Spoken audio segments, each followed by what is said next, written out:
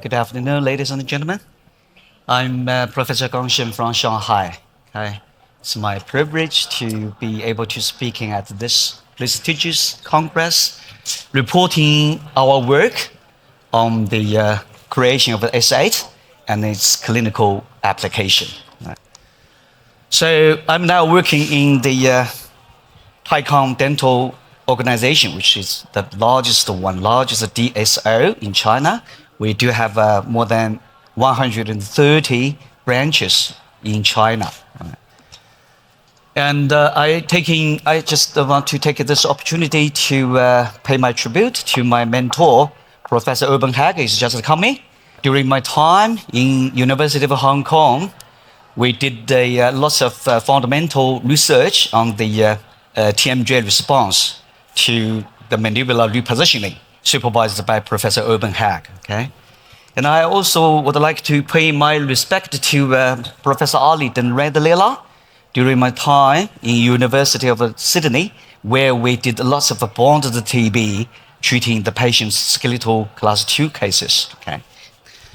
And then now, to understand about the indication of the S8 application, we have to go through a little bit, quite briefly, about the new diagnostic system, which differs from the angles very much, because we are not only just looking to the manifestations like the class, like the molar relationship, but we also include some other elements which is so critical, including the mandibular position. Right?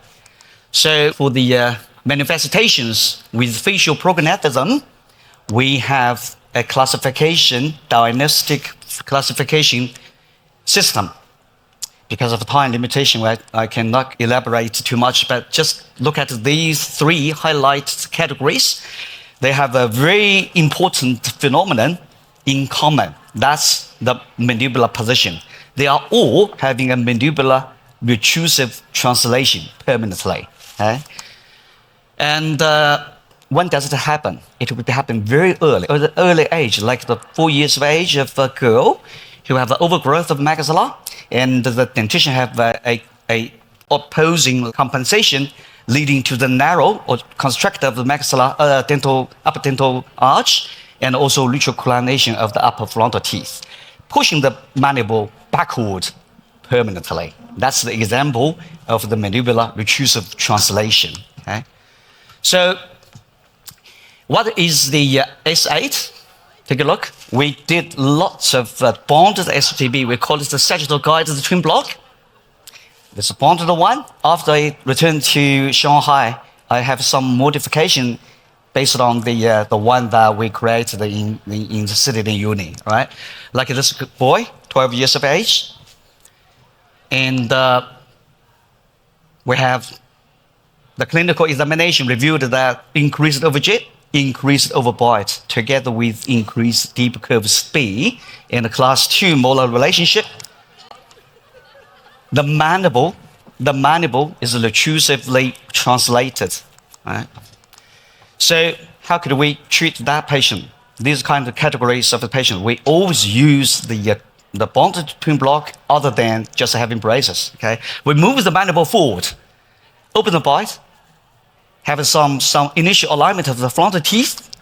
By the time we remove it, it will be it's at least 9 months or even 10 months. It's really quite important, okay? With bonded one, the patient have to wear the lower one is removable, but the whole appliance is being worn 24/7, okay?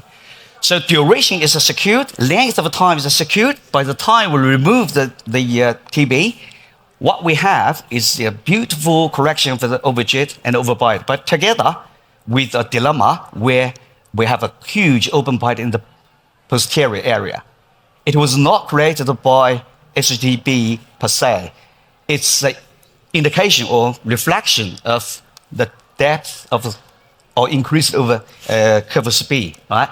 So with that curve Spee exposed totally without any resistance from the opposing dentition, it is quite easy to have the flattening of a curve Spee with several change of the archwires. So we have a quite beautiful intercuspation in the posterior area, and we have improvement of the aesthetical facial appearance. So we have several publications or case reports in the HODO showcasing the achievements we have made with the bonded SGTB. But having said that, we still have a lot of pitfalls, okay? Especially the appliance is very bulky, and it's very hard to remove, and also have some efficiency thing, okay? Because it's working not very efficiently. So there's an inspiration for us to create a new version, the clear version of SGTB. We call it S8-SGTB, which is clear appliance. It's a clear version of the bonded one. Okay, take a look at the structure. The structure is quite similar to the bonded SGTB. We do have two occlusal block. The occlusal plane is such that we have the anatomical indentation in the surface of the occlusal surface, and also we have a blocking mechanisms in the lowest piece, right? So we have so much information about the accurate design, the everything, okay? We put into that clear appliances.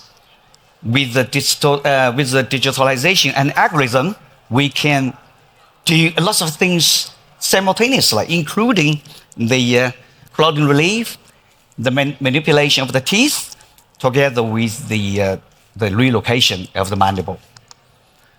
So what's the indications for S8? We say again. The indications for the S8, we call it, take a look. What's the consequences of the mandibular retrusive position? We have a class 2 molar relationship is easy to understand. We have increased overjet, and also we have an increased overbite. Together with, if the time passage is really quite lengthy, we have a very deep curve Spee, okay? Very deep of a curve Spee. So we call it 3 depths of the malocclusion. So if to make the things simple, we just memorize 3 depths in inclusion, okay? In occlusion. Increased overjet, increased overbite, together with increased deep of curve Spee, right? So what should we do for these 3 depth cases? Do we need to totally have a distalization? No, it's too much. It's not very reliable, and actually cannot be very much achievable. Can we need to extract the teeth? No. Do we need to have a surgical result? No. Indication for the surgery in this 3 depth cases is very weak, actually. So we have a mandibular repositioning using the S8, right? So take a look at several cases with the placement of S8. The mandible is forcibly moved forward together with some other manipulation of the teeth or malocclusion. They are taking place simultaneously. And this is several case examples of the achievements by S8. We have a very severe 3 depth occlusion here. This is a lady that's like the 41 years of age, and all the doctors she met always told her that the surgery is the only like the option. But for us, it's not.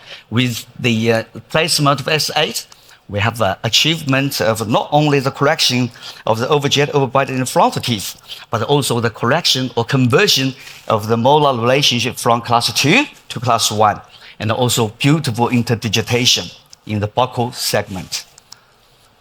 And the facial aesthetics is being improved very significantly. All right. And another one is the one that we have lutricline upper frontal teeth, 3 depth again. Severity is much more severe, okay? And then we have the placement of the S8, and finally we have a very good outcome, both in the frontal teeth and in buccal segments. And also, again, facial aesthetics have been improved very much. So, indications of the S8, summarize the indication of the S8. We have facial prognathism with the retrusive mandible. We have a class 2 molar relationships. We have an increased overjet, increased overbite, together with deep curve Spee. That the indication for S8 application. Okay? So how does smart Smarty S8 work. Take a look. We reposition the mandible at the same time. We're doing lots of things. The individual teeth correction, they are taking place simultaneously at the same time, improving the efficiency of the treatment very much. So take a look. While the mandible is advanced, we are doing lots of things like alignment and expansion. Right? This is the 11 years of age of the boy. And we have a 3 depth of the occlusion together with crowding in the frontal teeth.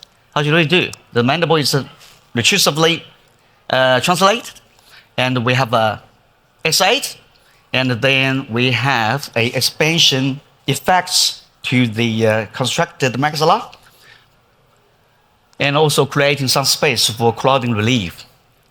And with the like phase 1, 10 months into treatment, we have a crowding relief very beautifully together with very stable new position of the mandible. All right. And also we have a very sort of obvious escalation of the facial aesthetics. And the good news is that we have created a new version of a clear expansion, which is, I think, is the first time since the introduction of a clear aligner that we are making use of the whole palatal structure to make sure that expansion force is enough to expand transversely. This is called S11. Okay, if you are interested in that, you can have the materials or information coming to Smarty company. And the second working mechanism is during the mandibular advancement, we are doing the deep curve Spee flattening. That's a very important procedure for the whole treatment. Take a look. The deep curve Spee could be manifested by the open bite in this area, right, after the advancement of the mandible. So it was the deep of the curve Spee was created by the elongation of the lower incisors or retrusion of the posterior, lower posterior teeth. Okay, so the correction of the curve Spee is either by the extrusion of the posterior teeth in the buccal segment in the lower, or the intrusion of the lower incisal area, or both. The proportion between these two entities depends on lots of factors. One of the factors is about the patient's own requirement. Okay, for this case, she was like 35 years of age, 3 depth again. Okay, 3 depth of the occlusion, but she demands that there's no too much change in its height, facial height, especially in the lower third height. Okay, so how could we do that? So we have a design where we emphasize the intrusion of the lower incisor much more than extrusion of the lower posteriors. All right. So the thickness of the occlusal plane does not change throughout the treatment because they don't change because there's no too much intrusion in this area. What we did is to intrude the lower incisor very significantly. So this is the whole process, okay? So with the intrusion of the lower incisors, without too much change in the lower posterior area, the curved Spee has been flattened in such a way that does not affect the height of the face height very much. So the patient will be quite happy with the improvement of the occlusion without too much change, especially the vertical dimension of the facial height, right? And sometimes it's opposite. We have to do, because we need to increase the height of the facial, especially the lower 1/3. So what we should do is the opposite. We extrude the posterior much more than intrusion of the lower incisors. Okay, so we can see that the thickness of the occlusal plane is gradually getting reduced because it's the reflection of the extrusion of the lower posteriors. Okay? But they are very accurately implemented because of the design, because of the algorithm. Okay? So for that case, the lower third face height has been increased quite apparently, and the occlusion, 3-depth occlusion has been improved. So the third working mechanism is about molar distalization during the mandibular advancement. Okay, so for that case, the 30 years age, 31 years of age of the young lady, again we have the 3-depth time with 3-depth problem. Okay? But what we have is the crowding, quite significant crowding in this area, both in upper and lower dentition. How do we do? During the mandibular relocation, what could we do? We have to do something to relieve the crowding in this area. How could we do? Stripping is not enough, right? And we have to distalize that segment to create space for the crowding relief. Okay? So what we do, we have a design. The animation shows that during the time of mandibular relocation, we are doing the molar distalization. Okay? So by the time of the phase 1 completion, we almost finished the whole task of creating the space by distalization of the posterior segment. All right, so here we again, 7 months into the treatment, we have the phase 2 where we have a much easier task to handle. Have some elaboration of the interdigitation and some midline correction or something. So the case is quite beautifully finished. Right. So I have a summarization again. Okay, for the mechanism, for the therapeutic mechanism of the S8, we are doing the repositioning of the mandible, but at the same time, we're doing lots of other work, including the alignment, including the expansion, and most importantly, the curve flattening. All right? And sometimes, if it is necessary, we have a molar distalization. They are all happening together at the same time. Okay? So take a look at the final case, where we have a 23 years of age of a young lady. 3-depth again, very severe actually. The addition of the difficulty is that the scissors bite in both sides, in terminal sides. How do you do? The scissors bite correction is always a headache. But use the S8 because we open the bite in the area of the question, so it's much easier for the correction of scissors bite. Okay, so this is the S8 in place. Open the bite quite excessively. Open the bite quite excessively because we do need to have a total exposure of the scissors bite without any resistance from opposing dental segment. And the simulated animation shows that we are doing lots of distalization and the correction of the scissors bite together with the crowding relief in the front teeth during the time that mandible is kept forward positioned. Okay? So by the time we finish the phase 1, we are finishing a very heavy task. This is the correction of the scissors bite. Right. So phase 2 and the refinement, and we finish this phase with beautiful outcome again. Right? Okay.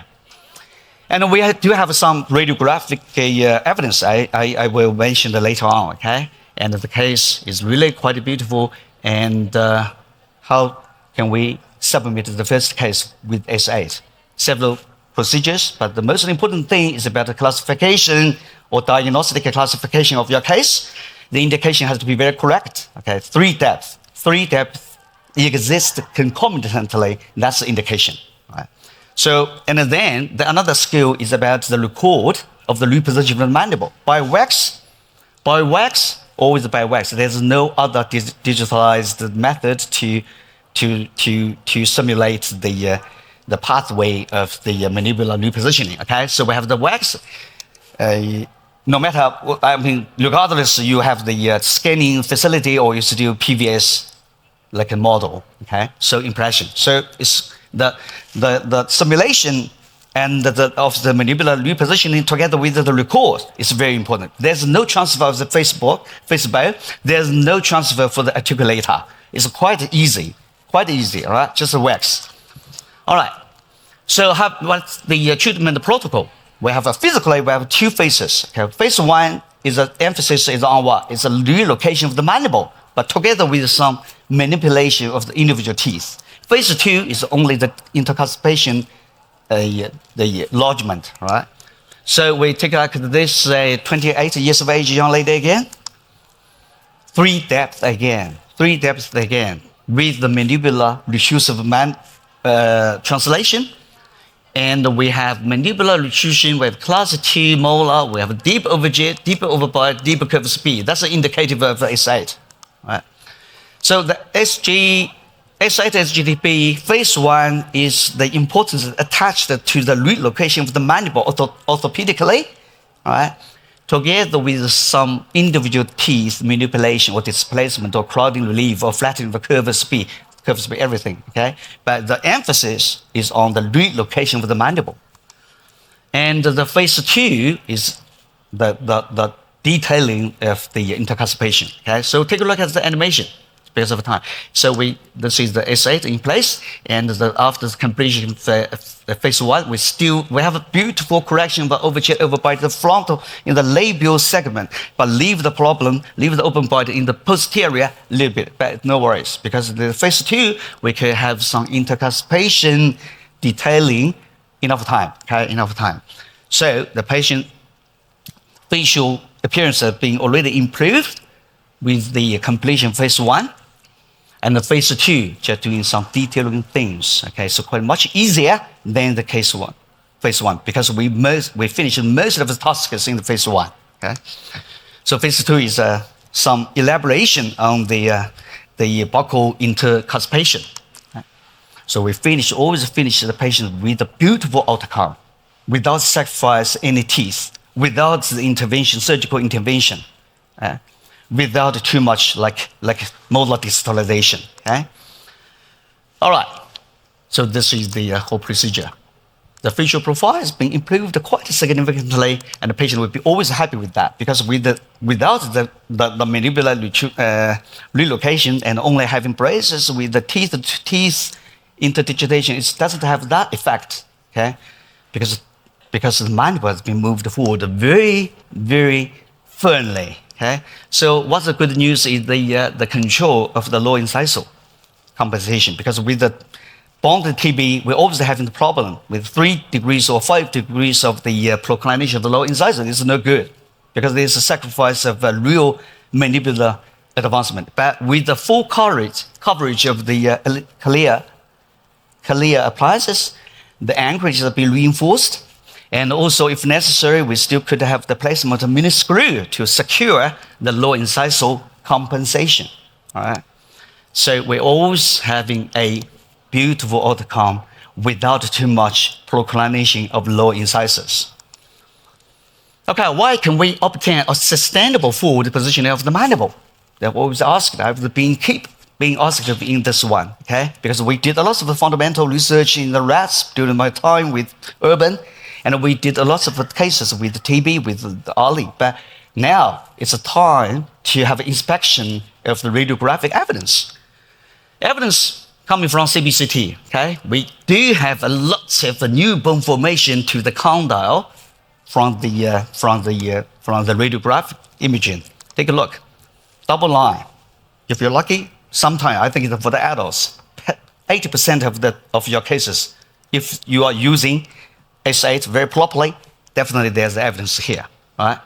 So we have new bone formation built up at the top of the condyle, make the condyle remodeling very evident, okay?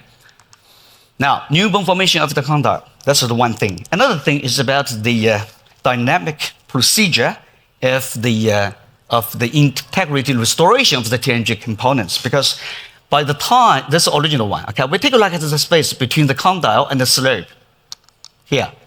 With the placement of S8, inevitably, we are increase the space here, right? Don't worry, because with the remodeling of the TMJ, including the new bone formation in the top of the condyle, and also the new apposition of new bone in the eminence, we are doing, the space is getting decreased again. And a year or even 1 year after the total completion of the case, we have a total restoration of the physical structural relationship between the components. Right?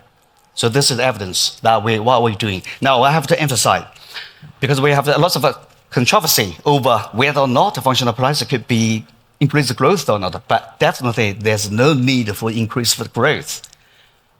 Because with the 3D, 3-depth cases, the morphology of the mandible is great, the length is enough. There's no need to increase the growth. What we need is what? Normal growth together with the regional remodeling to make sure that all the components within the TMJ doesn't change very much, all right? Holding the new position of the mandible substantially.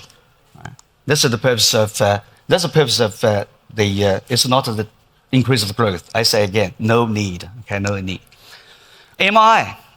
Of course, MRI, we can see disc, and we have lots of MRI imaging inspection telling us that finally, the position of the disc is also interposed between the eminence and the condyle. And sometimes we could even improve the positioning of the disc. Right?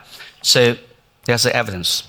Okay, we still have some more fundamental or basic studies. This one is the cover article written by Ali and me. I think this one is cited very frequently, and it's still the classic paper showing the adaptive remodeling of the TMJ.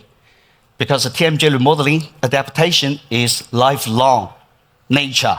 Okay, so as long as we're alive, the TMJ is always active. Right? This is some histological evidence showing that even during the natural growth and after natural growth, if we change the external, like the relocated mandible, still have the endochondral ossification process. Okay, right. So we have a summarization of what the advantages of S8. Repositioning the mandible and correcting the individual teeth simultaneously. This improves the efficiency of the treatment very much. 1/3. I think it's 1/3 shortage or shorten the course 1/3 of the shortage of the shortening the treatment course. Correcting the severe class 2 joint discrepancies, minimizing the need for surgery, for extraction, and for molar distalization. Okay? And also, we have to emphasize the importance of the S8. It is be workable, very efficient, even in the adults. I believe the repositioning of the mandible with S8, we have a much more promising efficacy in adults than the children. Okay? Adults have a very good compliance. The evidence from radiographic is all from adults. Okay? They have a motivation, good motivation. So, a promising efficacy in adult patients with S8. I'm confident and with a huge responsibility to say that. Okay, we already have 30,000 cases from 1999 to 2022. Okay, in China. I look forward to have some cases in Europe. And the S8 and its clinical application, I think it benefits not only just the patient, but more importantly, I think it's for the doctors. Okay, so this brings me to the conclusion of the lecture. I hope the next EOS is the EOS that we could still have a stage to showcase our more beautiful cases and some other S8, another form S8-SGHB, which is aiming to treat the mandibular retrusion caused by pathological degradation of the condyles. Okay, so I hope the next time we see you again. Thank you very much, ladies and gentlemen. Thank you.